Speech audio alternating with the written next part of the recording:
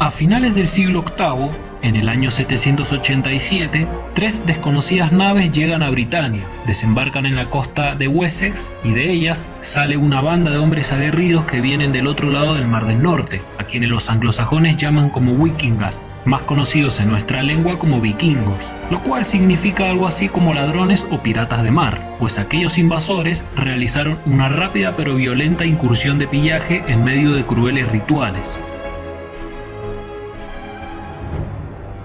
5 años más tarde, en el 793, una nueva banda de feroces bárbaros paganos zarpan de Dinamarca hasta llegar a la costa este de Britania. Esta vez llegan a las costas del reino de Northumbria, desembarcando cerca del monasterio de Lindisfarne, dando inicio a una nueva era. Los vikingos sabían que en aquel monasterio solo habían hombres indefensos y además que tenían demasiados tesoros valiosos como para dejarlos pasar. Por ello, al ser tan sencillo el saqueo y el convertir en esclavos a los monjes, los bárbaros deciden volver un año más tarde para hacer lo mismo con el monasterio Jarrow. El territorio que está más hacia el oeste del imperio de Carlomagno también sufre por los ataques de los vikingos a los centros monásticos, y uno de ellos se produce en el 799, en el monasterio de San Filiberto, ubicado en la isla de Noirmoutier, en el oeste de Francia.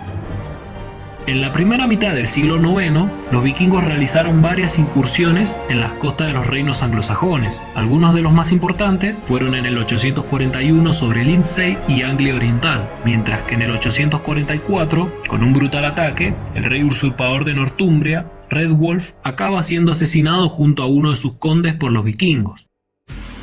Mientras los vikingos asolan las costas de Britania, los reinos anglosajones siguen con sus disputas internas por el poder, y el rey sajón de Wessex, Egbert, logra someter a Mercia y a Anglia Oriental, para más tarde ocupar Northumbria, por lo que pasa a ser conocido como el rey de todo el territorio conquistado, y los anglosajones lo llaman como Bretwalda, o gobernador de Britania, algo que no se había visto desde la época del Imperio Romano. Y aunque no es un gobernante de toda la isla de Britania, Egberto, como tantos otros reyes, se han acercado bastante al concepto de un solo monarca que gobierne a todos los anglosajones. Por otra parte, la naturaleza de las incursiones vikingas cambian a partir del año 850, donde por primera vez los invasores y los violentos bárbaros permanecen durante todo el invierno en Thanet, el distrito más oriental de Kent, algo que nunca habían hecho ya que siempre llevaban a cabo rápidos ataques relámpagos para después irse a sus barcos y escapar. Las maneras que tienen los invasores paganos del noreste está cambiando, pues acostumbraban a desembarcar en los ligeros barcos drácars, pero para el 865 desembarca en el reino norteño de Northumbria un caudillo vikingo llamado Ragnar Lodbrok, al mando de 2 grandes navíos. El rey Ragnar es un pagano devoto, cree ser descendiente del propio Odín. Además, es el rey de Suecia, a la cual le había anexado Dinamarca después de conquistarla, y llevó a cabo varias incursiones de pillajes con éxito, como lo fue el famoso asedio de París en el año 845. Por lo tanto, después de tantos éxitos, decide embarcarse con grandes barcos hacia los reinos anglosajones. Ragnar Lodbrok llega después de haber sufrido un terrible temporal, lo cual hizo que perdiera una parte bastante considerable de sus fuerzas. Cuando el rey Eile de Northumbria se entera de que algunos poblados habían sido saqueados, organiza rápidamente un ejército y sale al encuentro de los vikingos. En la batalla, los northumbrianos son muchos más que los vikingos, quienes además habían perdido a muchos hombres a causa del temporal en el mar. Por lo tanto son derrotados y el mismo Ragnar Lodbrok es hecho prisionero para luego ser ejecutado de una manera horrible, pues es arrojado a un pozo repleto de serpientes venenosas. El rey Eile decide llevar a cabo esta ejecución tan terrible como una manera de entregar un mensaje a quienes osen invadir su reino. Pero lejos de tener miedo, Ragnar Lodbrok continúa provocando a los anglosajones en su propio lecho de muerte, y según se cuenta, sus últimas palabras son que sus cachorros vengarán su muerte, refiriéndose a sus hijos, Bjorn, Ivar, Halfdan, Uve y Sigurd.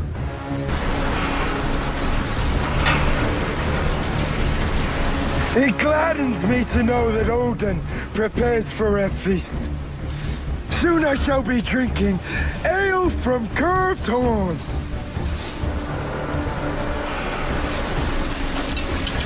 This hero that comes into Valhalla does not lament his death. I shall not enter Odin's hall with fear.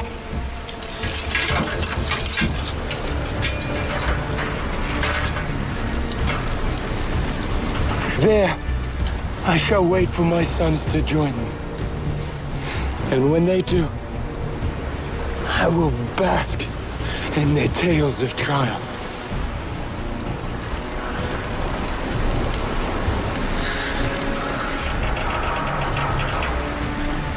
The Aesir will welcome me.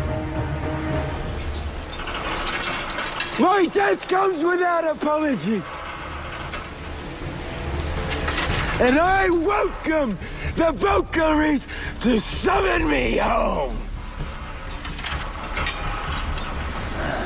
Deliver me, O Lord, from mine enemies!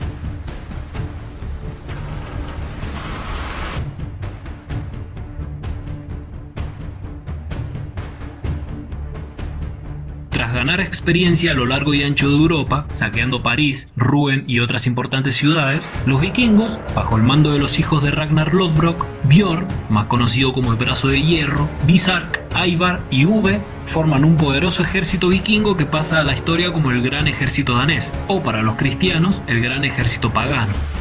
Es probable que este ejército no haya sido tan numeroso como se cree, aunque sí está repleto de violentos vikingos berserker, los guerreros de élite y los más brutales de toda Escandinavia, por lo que es probable que hayan formado este ejército para vengar a la muerte del Ragnar. Este ejército es tan efectivo que los vikingos logran asentarse sin problema en la isla de Britania, pues cuando a finales del año 865 llegan a Estanglia, o Anglia del Este, el rey anglo hace un pacto con los invasores, a quienes les proporciona víveres y caballos a cambio de protección. Entonces los vikingos aceptan y luego de descansar, se dirigen hacia el norte para conquistar el reino de Northumbria, el verdadero objetivo, pero también se dirigen allí, en especial para vengar la muerte de Ragnar.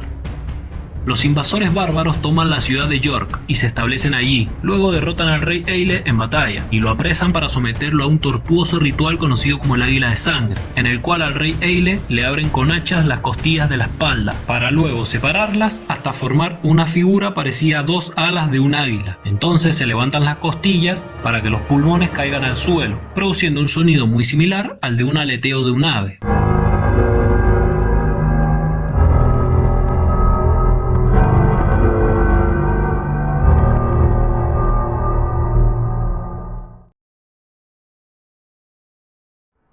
Siguiendo con la conquista de toda Inglaterra y sus reinos anglosajones, los vikingos vuelven a formar otro poderoso ejército conocido como el Gran Ejército de Verano, el cual, en el verano del 871, llega a Britania. Desde Dinamarca, el ejército bárbaro de unos 1000 hombres llega liderado por el rey Begseg, junto con otros 5 jarls, es decir, los condes de Escandinavia, quienes apenas desembarcan, establecen un campamento en el Reading, defendidos por los ríos Támesis y Kennet por los flancos, y también por una muralla en el lado oeste. Al gran ejército de Verano se le unen las fuerzas de algunos de los hijos de Ragnar, y juntos desatan una serie de batallas en el año 871 en contra de los reinos de Wessex, dirigido por los hermanos Ethelred y Alfred. En la batalla de Marton, el rey Ethelred resulta gravemente herido y muere a causa de ello, por lo que el trono de Wessex queda para su hermano Ealfred o Alfredo, quien en un futuro será conocido como Alfredo el Grande. Debido a que Wessex sigue resistiendo, Guthrum, un rey vikingo, le solicita a los hijos de Ragnar, Ivar y Uve unirse a un ataque para derrotar definitivamente el reino de Wessex. Uve responde al llamado y navega directo a donde está Guthrum, con el objetivo de encerrar a las fuerzas de Alfredo, entre ambos ejércitos. Pero Uve llega primero y se encuentra con los anglosajones refugiados en una fortaleza, la cual es conocida como Sinwit. Por ello decide asediarla, esperando una rápida rendición del enemigo por la poca cantidad de agua potable que hay disponible. Inesperadamente, en lugar de esperar la muerte de sedientos en una colina o idear algún plan de escape, el comandante Oda y sus fuerzas deciden atacar al anochecer, bajo el disfraz de la oscuridad y tomando a los daneses por sorpresa, logrando una gran victoria en la que Uve pierde la vida.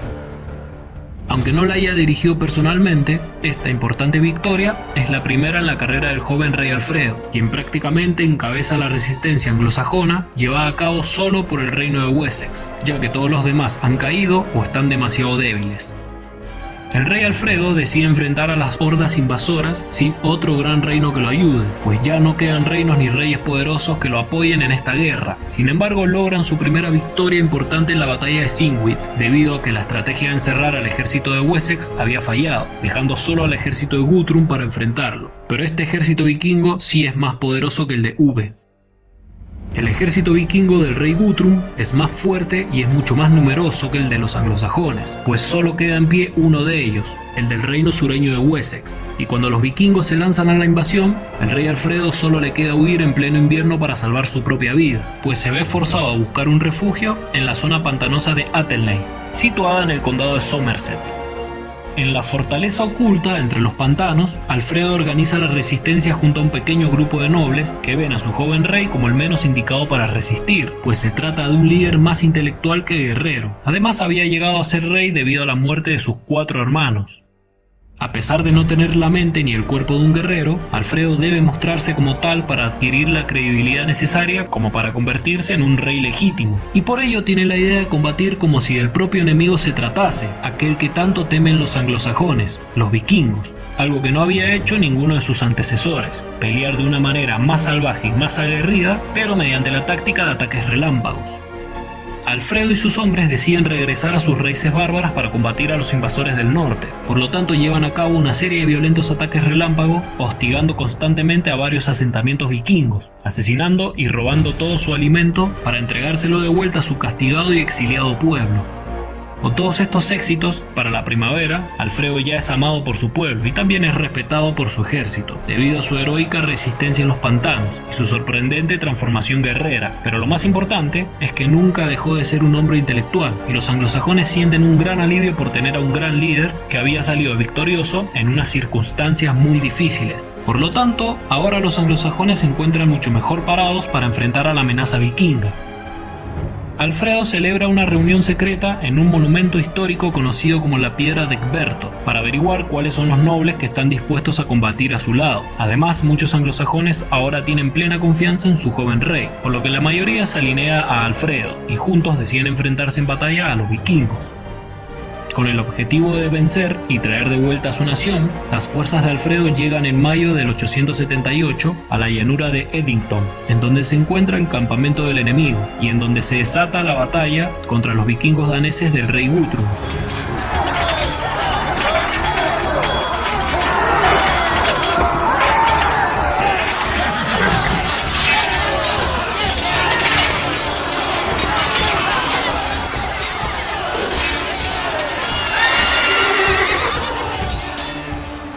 En el combate, la táctica de Alfredo es como la de un antiguo general romano, situando a su ejército como si fuera un poderoso muro de escudos y avanzando hacia el enemigo, que poco puede hacer contra esto, por lo que la batalla se pone rápidamente del lado anglosajón, haciendo retroceder a los vikingos hasta una de sus fortalezas. Entonces Alfredo decide perseguirlos y asediar la fortificación para que al cabo de 14 días consiga la victoria definitiva.